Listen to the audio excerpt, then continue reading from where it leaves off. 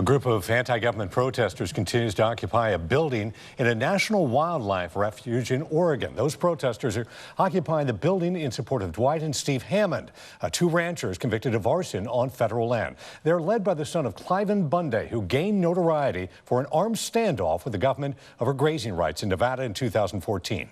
Jennifer Dowling reports from Burns. Constitution. An American flag draped the welcome sign outside of the Malheur National Wildlife Refuge about 280 miles southeast of Portland. An armed militia took over the headquarters building Saturday night. Ammon Bundy, the son of Nevada rancher Cliven Bundy, is among the dozens of people now occupying several buildings on the federal property. The Bundys were involved in a land dispute with the government in 2014. When government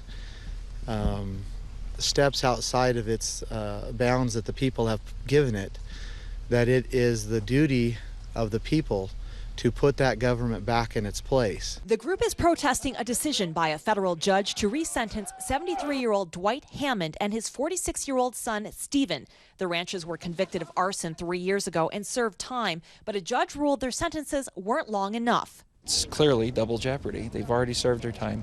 The men claim they set the fires to protect their property from wildfires. Hours before invading the refuge, the militia and dozens of protesters held a rally to support the Hammonds in Burns Saturday. But it's not about me. It's about America. And somehow we got to get the wheels back on this wagon because they're flying off. The Hammonds are expected to report to jail Monday. Bundy's group has made themselves at home. They say they plan on staying at the refuge indefinitely. Jennifer Dowling for CBS News, Burns, Oregon. And the Hammonds could spend the next 4 years in prison. They say the Bundys don't speak for them. President Barack Obama is mounting a final year push to make gun control part of his legacy. The president and his family return to Washington, D.C. today.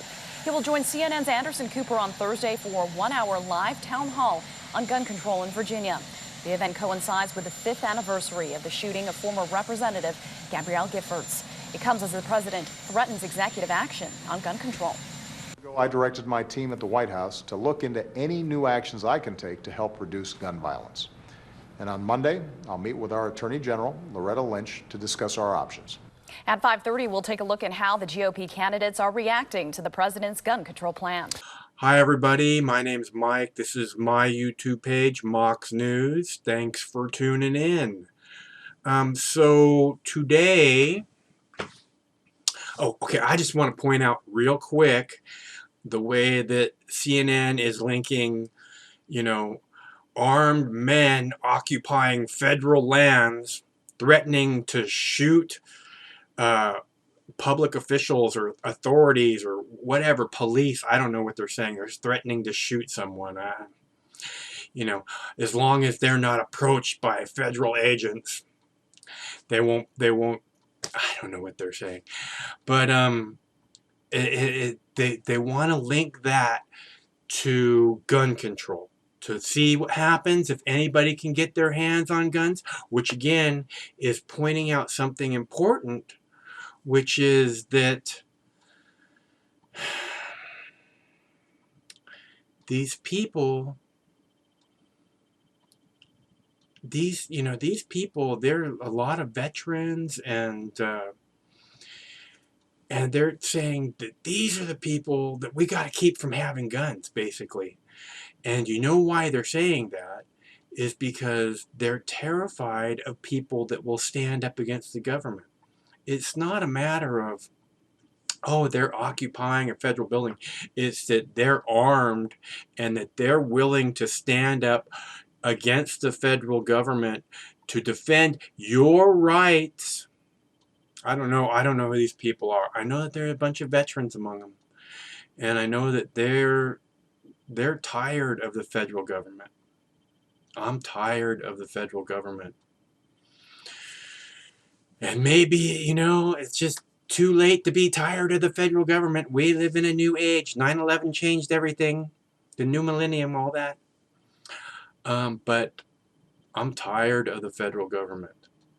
I'm tired of people who want to ignore states' rights, who want to ignore individual rights, who want to say, you can't plant a seed in the ground and reap the benefits the way Mother Nature intended.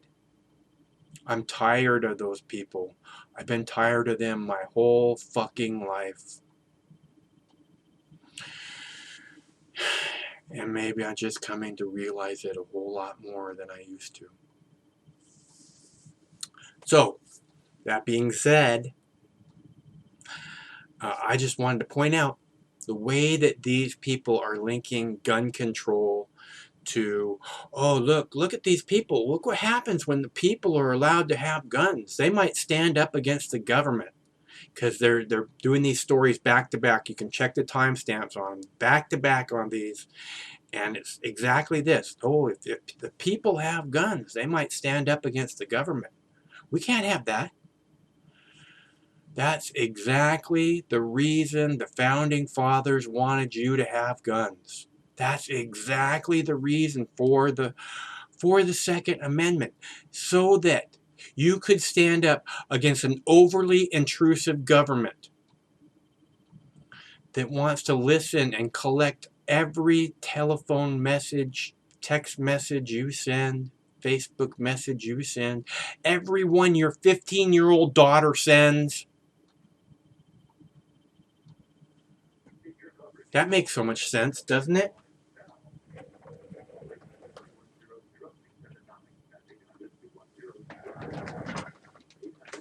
Hey, fuck you, shut up. Sorry, the TV came off a pause. Where were we? Oh yeah, fuck the federal government. No, I wasn't saying that. I did not say that. That was someone else.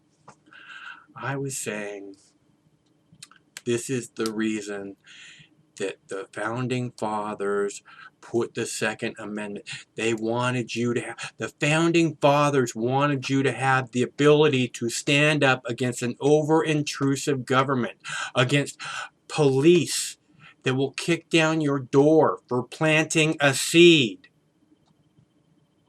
Shoot your dog, take your kids for planting a seed in soil. That's the federal government. It's been the federal government for a long, long time. My whole life.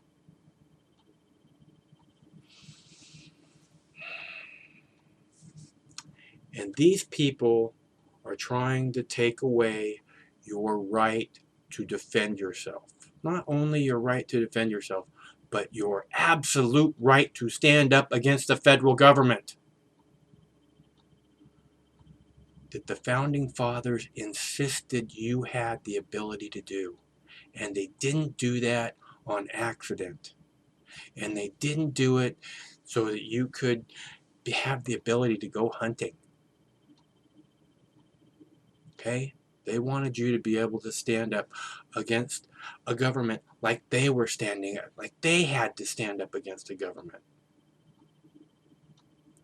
And maybe we can't do that anymore. But I'm not ready to give up.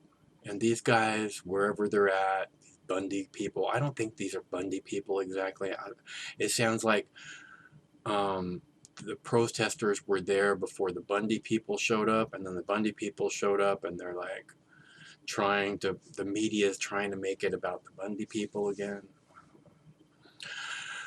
But I just find it interesting the way that they're tying, and I just find it interesting the way that they want to tie gun control to these people. And I thought that you guys might find it interesting too. And I'm sorry I'm rambling on the camera. So I am doing a fundraiser. If you want to keep Mox News around for 2016, I need your help. The only reason Mox News is still here is because of you guys. Because you guys have said never let them make you stop. So, as an example of fighting the good fight, I have not allowed them to make me stop. With your help and your encouragement. So, I hope that, that you still want to help and you still want to, never let them make me stop. Because it's you guys, really, that make that happen. So, thanks for your continued support, and one of these days this war is going to end. Going to take you and I to make that happen. So I think you do want to keep Mox News around. Stay cool till that day. Tonight, an anti-government militia has taken over a federal building in Burns, Oregon. They're threatening a deadly battle over ranchers' rights. Several protesters were also part of an armed standoff in Nevada in 2014. Here's Jennifer Dowling of our Portland affiliate, KIRO. This is the Constitution. That's what we're up here for, the Constitution. Armed militia set up camp at the Malheur National Wildlife Refuge headquarters. They say to seize land the federal government did not have authority to purchase. It's the Constitution. That building is the people's building, How long will you stay? as long as it's necessary. Group leader Ammon Bundy posted this Facebook video earlier this week. That this is not a time to stand down. It is a time to stand up and come to Harney County. We need your help. Yesterday, at least 100 protesters showed up to support Dwight Hammond and his son, Stephen. Go Hammond! Yeah! The men were convicted of arson after starting what they called controlled burns on their ranch in 2001 and 2006. They served time, but a judge recently ordered the two back to prison for about 4 more years. Don't know what to say. It just seems like a little overreach for having burned 127 acres. The two say the Bundys don't speak for them, and they plan to surrender peacefully tomorrow. We're here to stand up for our brothers and sisters and show the world, show America that we stick together. The protest spread to the nearest wildlife refuge. Get out of here, you coward! Ammon Bundy's father, Cliven, had his own legal dispute with federal officials over grazing permits in Nevada in 2014. That developed into a confrontation between militia members and law enforcement.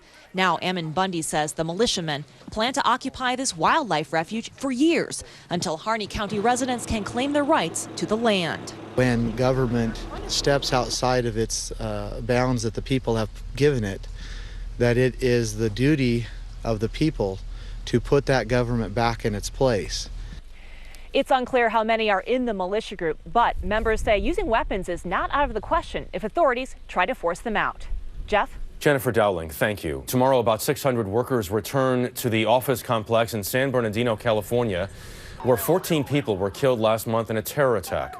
The conference building where the shootings took place during a holiday party will remain closed. President Obama returned from his Hawaiian vacation today, and it appears he will begin his final year in office with new action on gun control. Tomorrow, he'll meet with Attorney General Loretta Lynch to discuss possible executive measures, including expanded background checks that would not require approval from Congress. On Thursday, the president holds a town hall meeting on reducing gun violence. President Obama is kicking off his final year in office with a monumental task, tackling gun control and the epidemic of gun violence in this country. The issue has stymied his presidency for years. Now he will go at it alone and take executive action to tighten up gun restrictions and background checks. CNN is hosting an exclusive town hall with President Obama on Thursday. You'd expect the president to make his biggest pitch yet on gun control to viewers here in the U.S. and around the world. I want to bring in Chris Freitz in Washington. Chris, tell us exactly what the president hopes to accomplish with these executive action plans. So he's trying to do a couple things here, Jim. He's kicking off this new year with a very aggressive push for tighter gun control, and sources are telling us that expanding background checks will be a keystone of the president's actions. A few months ago, I directed my team at the White House to look into any new actions I can take to help reduce gun violence. And on Monday, I'll meet with our Attorney General, Loretta Lynch, to discuss our options. Because I get too many letters from parents and teachers and kids to sit around and do nothing. Sources say President Obama is expected to announce new executive action soon, expanding background checks on gun sales, aimed at closing the so-called gun show loophole, which allows some gun sellers to avoid conducting a background check. Gun control advocates have also pushed the White House to tighten regulations on the reporting of lost and stolen guns, and want the president to prevent more alleged domestic abusers and passengers on the no-fly list from buying guns. But before the president has even announced the details of his actions, Republicans running to replace him were seemingly competing on who would undo them faster. So he's going to sign another executive order having to do with the Second Amendment, having to do with guns. I will veto that. I will unsign that so fast so fast. All these executive orders he's going to come out with tomorrow that are going to undermine our Second Amendment rights on my first day in office, they're gone. And Jeb Bush argued that there was no need to expand background checks because the so-called gun show loophole, which is I think what he's talking about, doesn't exist. People that want to sell randomly, occasionally sell guns ought to have the right to do so without being impaired by the federal government. Democrats have applauded Obama's efforts. On Sunday, Bernie Sanders, whose Democratic rivals have called him weak on gun control, endorsed increased background checks. But I think most gun owners in this country understand that people who should not own guns should not be able to buy them. And we do need to expand the instant background check. I don't think that's an onerous burden on anybody. Now, measuring Americans' attitudes on gun control seems to depend on how you ask the question. In a recent CNN poll, a majority said they don't support stricter gun control laws or the president's handling of guns. But in a Quinnipiac survey, an overwhelming majority, 89%, said they support requiring background checks for all gun buyers, Jim. Chris, look at the most recent mass shooters and how they obtain their weapons. Would enhanced background checks have kept them from getting their guns? So that's a great question, and we took a look and we found that the bulk of the guns used in recent mass shootings, they were bought legally and with federal background checks. For instance, all the guns used in the San Bernardino shooting were purchased legally. 2 handguns were purchased by the shooter and 2 assault rifles by a friend. Now, the National Rifle Association, which is a very pro-gun lobbying group, very big nationally as you know, argues that tightened background checks wouldn't have prevented these recent mass shootings. But President Obama says if the reforms could prevent 1 death, then it's definitely worth doing, Jim. Chris Freitz in Washington, thanks very much. Thank you. Nearly every weekend there is a gun show in this country where Americans can buy and see all sorts of handguns, shotguns, rifles, ammunition clips. CNN went to one in Chantilly, Virginia, that's not far from here in Washington, and asked people there to weigh in on the president's plan to take executive action on gun control. Here's what they had to say. I think it's reasonable to have background checks, and I think that, I don't think that we should do away with all background checks, but I don't think trying to enforce background checks on every gun sale in the country, I think we will end up making the list that they have so desperately been trying to get for decades. And that's so they can confiscate our firearms. I don't think that's a thing to protect people, because in every country they've done it before. History has proven that they have gone in and confiscated their firearms. Like a driver's license, they should have a gun license. There's no reason why that shouldn't be an option or, on the table. That I believe people are doing them just to the one side of ignorance, based on a fear and, again, a lack of perception about how dangerous firearms really are in the American community to the individual American citizen. In addition to opposition to gun control, some Republicans are accusing the president of abusing his power with his plan to tweak gun restrictions without any input from Congress using an executive order. Republican governor and candidate Chris Christie says Obama is acting, in his words, like a king or a dictator. Now, the Constitution itself grants the executive power to the president, and Americans differ on how to interpret the Constitution's division of power. Let's talk it over with political commentators Ben Ferguson and Mark Lamont Hill. Ben, I want to ask you first, just on the specifics of background checks as a means of gun control. You personally, do you support or oppose the notion that everyone who buys a gun should, as a first step, go through a background check? Well, and I think that background checks are important. I bought a gun the other day and went through a background check. But I also think that background checks can be too extensive when it comes to me inheriting a gun from my father or trading a gun with a family member. If there are multiple times that I've had guns that have been given down for me, one from a grandfather, one from my dad. I also traded a gun with a cousin one time. And when you do that, I don't think we should have to go through that paperwork. And that is one of the big issues here is people are acting as if people are going to gun shows buying AR-15s or AK-47s without background checks. The reality is that is not happening. A single-shot .22 rifle, for example, for a young child, if I'm buying that from an individual, for my kid, I don't think that needs to be a background check type of scenario. It is far too encumbersome, and it actually just strangles commerce when it comes to something. It's not a big deal. But let me also say this. just on that point, Ben, just so we give Mark a chance to respond. I mean, on that part, that's a fairly big concession because you're kind of getting into the specifics of when and how often, but on the big picture idea, that is a basic first step, a background check, you don't see as a violation of American Second Amendment rights. Do I have that right? I don't, and I think the background checks that we currently have are adequate enough, and you look at these mass shootings that happen, none of the laws that President Obama is advocating for through executive orders would have stopped any of these mass shootings. The guns that were used were bought legally. I want to get... So, Ben, I want to give Mark a chance to respond. Then, sure. Ben, that's true, and Mark, I should say that's true. We just had a report on air that we looked at San Bernardino, we looked at Newtown, etc. Those guns were bought legally. I mean, there were machinations. For instance, the San Bernardino shooter, there was a reason why he got his friend to get the gun, so they didn't attract attention. But Mark, I want to give you a chance to respond to that argument, which you often hear when things like this come up. They say, well, even if you had that law, it would not have prevented this or that shooting. How do you respond to that? Well, I don't think the measure of whether or not a piece of gun control legislation is legitimate is whether or not it would stop a mass shooting. I would love to stop mass shootings, and mass shootings can be stopped through a range of factors, a range of variables. But even if they don't stop any mass shootings, as President Obama said, sensible gun legislation and gun control legislation more specifically will stop somebody from dying. And Ben made a point. He said, I don't think that I should have to fill out paperwork to pass something from a relative to another, from a cousin to an uncle or a mother to a son or what have you. But this is always said, but no reason is given. The only reason that's ever given for not willing to do this is that it's a pain. No evidence is ever given that somehow commerce will be stilted by having to do more paperwork. Yes, paperwork is cumbersome, but it might stop one father from giving a gun to someone who shouldn't have one. It might stop one uncle from bequeathing a gun to someone with a severe mental issue. Ben, let me ask you to respond. I mean, we got to do a lot of paperwork. I got to do a lot of paperwork for everything. I got to take my car in again to get it inspected. 2 years after it was inspected, and I got to go through all that rigmarole. I mean, we got to do that for so many things. Sure. Why is that an infringement on the right? Well, the problem that Mark just described is a problem that's already been dealt with the laws that are currently on the books. If I give a gun to a family member who's a convicted felon, I go to jail for that if I'm caught or if he commits a crime with that weapon.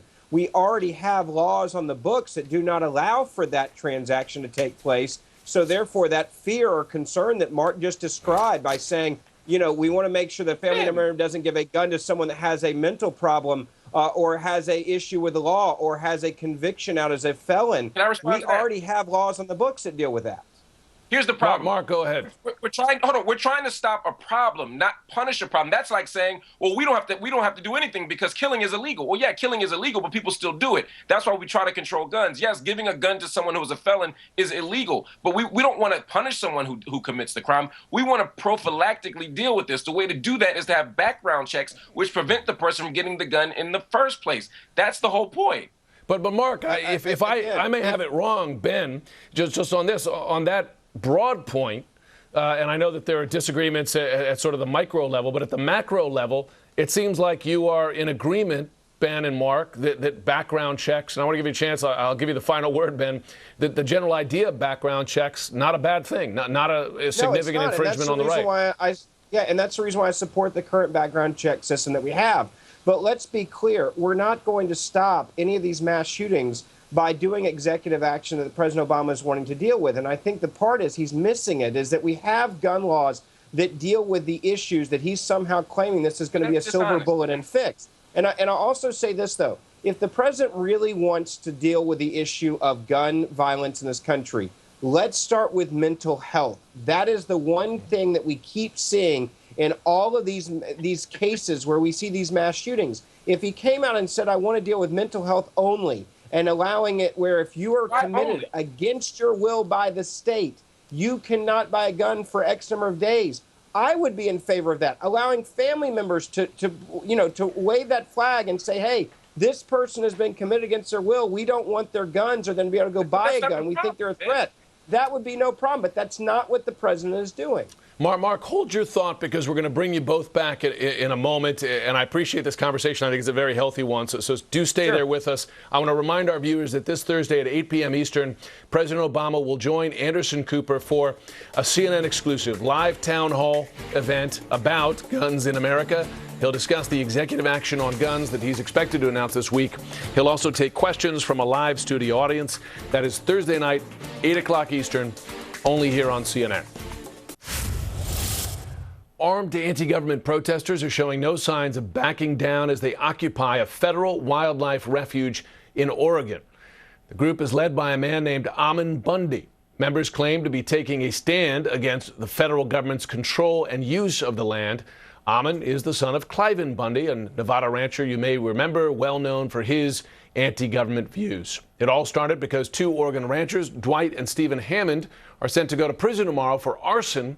The Hammonds say they lit a controlled blaze to try to protect their property from wildfires. Authorities say the Hammonds did it to cover up poaching. Ammon Bundy spoke to CNN earlier today about his motives and how long he's willing to stand out. I mean, it may be days, might be weeks, it might be longer than that. But what we cannot do and what we must not do is just allow what is going on to go on. I mean, people need to be aware that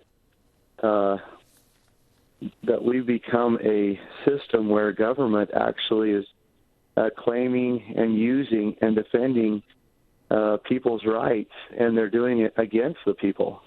And we cannot allow that to happen. I mean, in order for us to prosper as a people, we have to have access to the land and resources.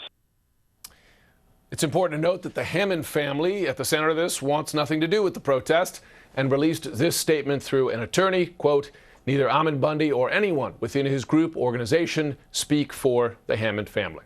Ammon Bundy insists they are not terrorists.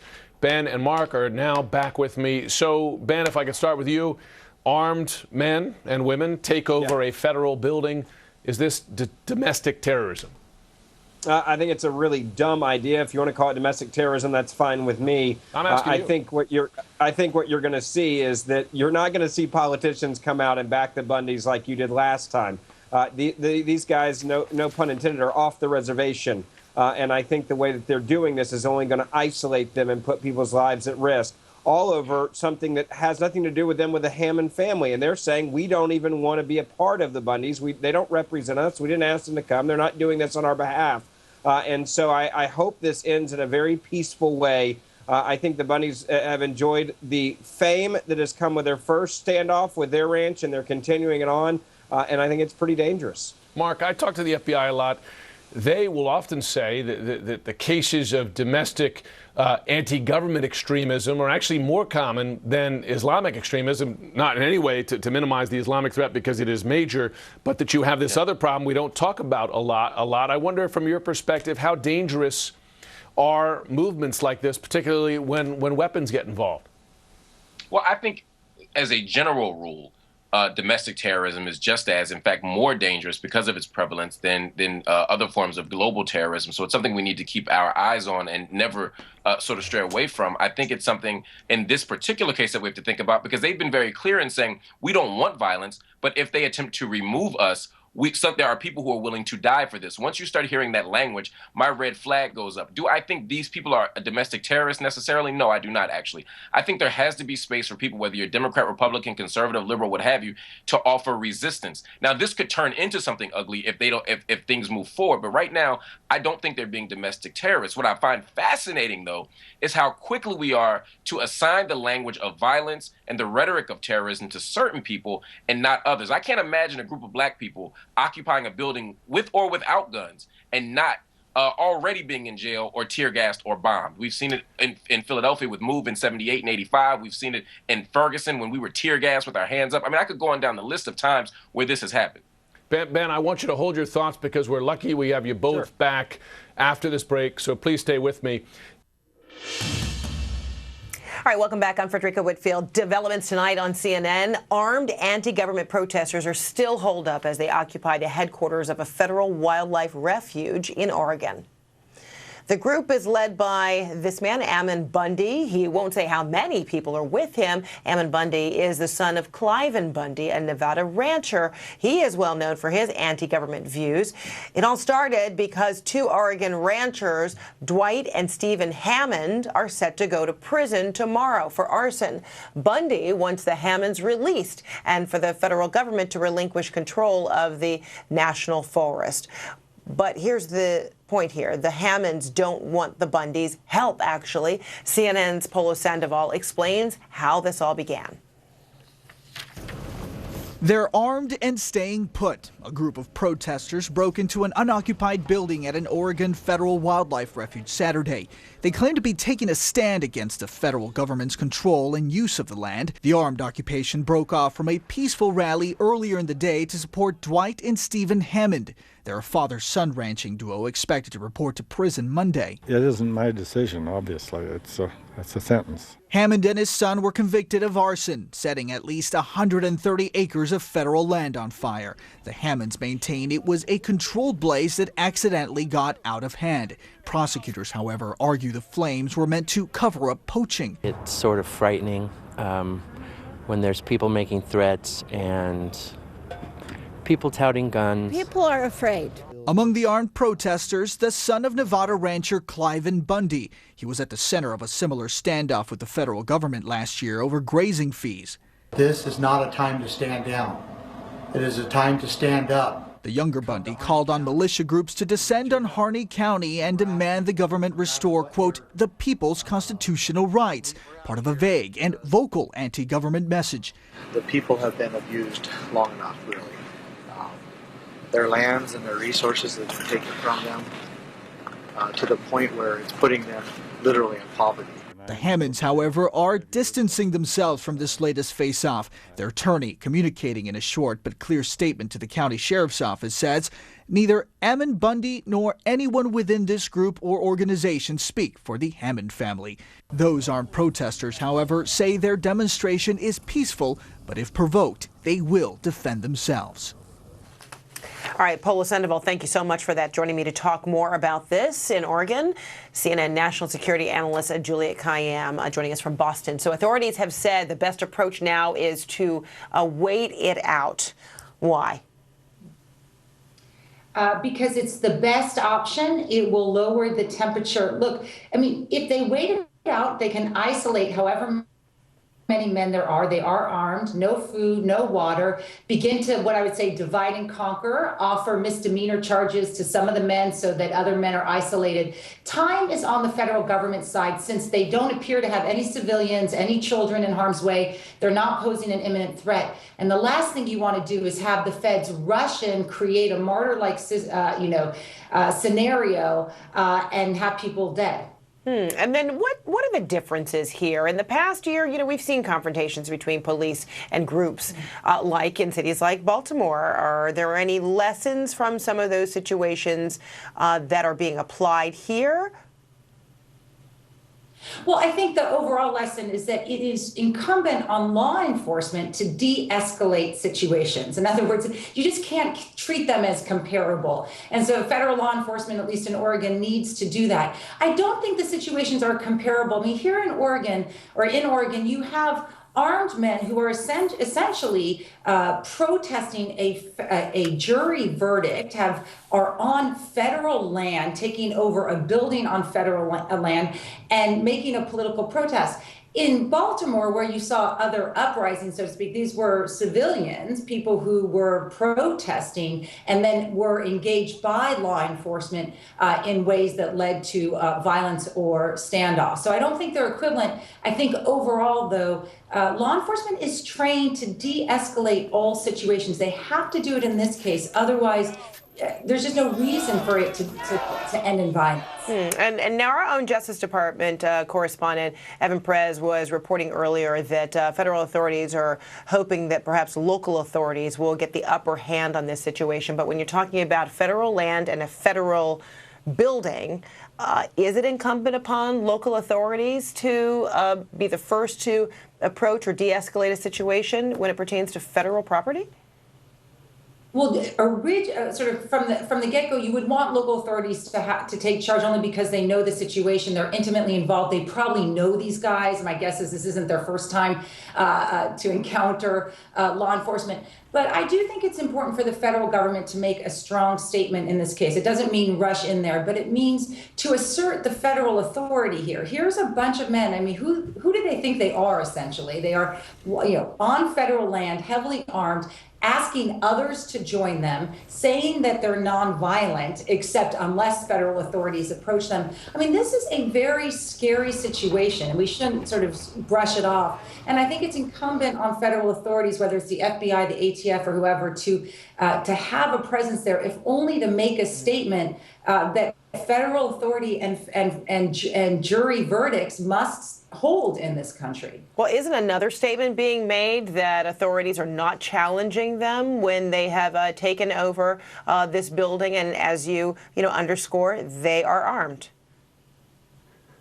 They are armed, but I think the federal authorities not rushing in is actually a statement of federal wisdom, so to speak. In other words, these guys are not going to last very long. It appears they have no access to water, no access to food. We don't even know if some of them sort of showed up because they thought it would be interesting or cool, and then all of a sudden realize they're in some, sort of domestic terrorism incident. I think it's going to be very easy for federal officials to divide and conquer this group, tell some of the guys, we'll only charge you with misdemeanors, let them know that if federal authorities are killed or harmed in any sort of standoff, that all of them will be charged with accomplices to a felony murder, and that starts to scare people, and it gets them out of a situation they have found themselves in. All right, Juliette Kayyem, thank you so much. We'll leave it there from Boston.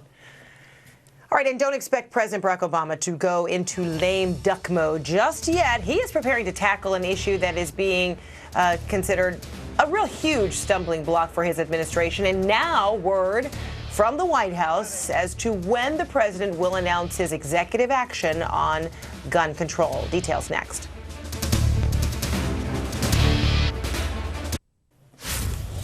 President Obama will review his options for tweaking gun ownership rules when he meets tomorrow with Attorney General Loretta Lynch. And we're now getting word on when you will hear details of the president's plan for gun control. The president has been pushing to reduce gun violence for years with zero success, and now he will make his final move without Congress. CNN is hosting an exclusive town hall with President Obama on Thursday, and you can expect the president to make his biggest pitch yet on gun control to viewers around the world. I want to bring in Chris Freitz in Washington. So, Chris, when will the president reveal this plan?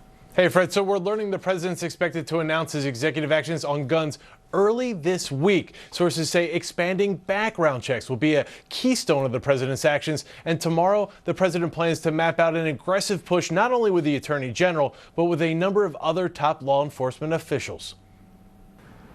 A few months ago, I directed my team at the White House to look into any new actions I can take to help reduce gun violence. And on Monday, I'll meet with our Attorney General, Loretta Lynch, to discuss our options.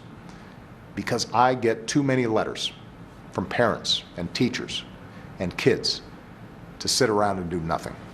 Sources say President Obama is expected to announce new executive action soon, expanding background checks on gun sales, aimed at closing the so-called gun show loophole, which allows some gun sellers to avoid conducting a background check. Gun control advocates have also pushed the White House to tighten regulations on the reporting of lost and stolen guns, and want the president to prevent more alleged domestic abusers and passengers on the no-fly list from buying guns.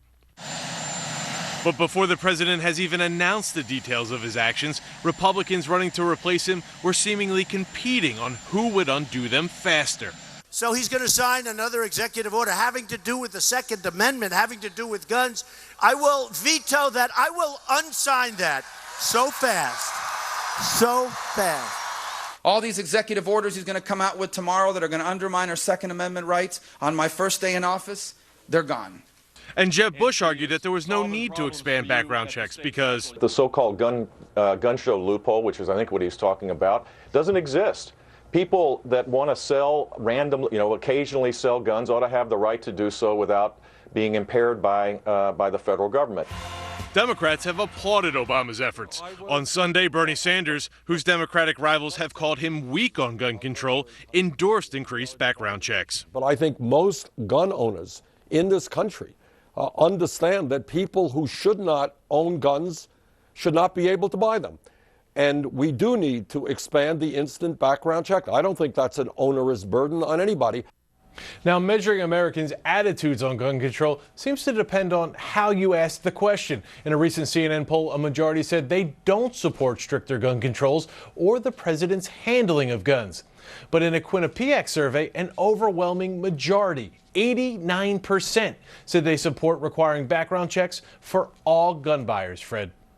And so would enhanced background checks, have impacted how some of the recent mass shooters obtained their weapons? Well, that's a great question, and we took a look, and we found that the bulk of the guns used in recent mass shootings were bought legally and with federal background checks. For instance, all the guns used in a San Bernardino shooting were purchased legally. 2 handguns were purchased by the shooter, and 2 assault rifles by a friend. Now, the National Rifle Association argues that these tightened background checks wouldn't have prevented all of these recent mass shootings. But, of course, the president says if the reforms could prevent just 1 death, it's worth doing, Fred.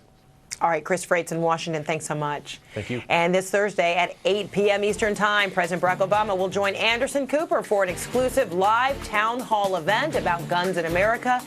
The president will discuss the executive action on guns that we're told he will announce early this week, as you heard Chris say. He'll also take questions from a live studio audience. A town hall on guns in America with President Obama, moderated by Anderson Cooper. This Thursday night, 8 p.m. Eastern, right here on CNN.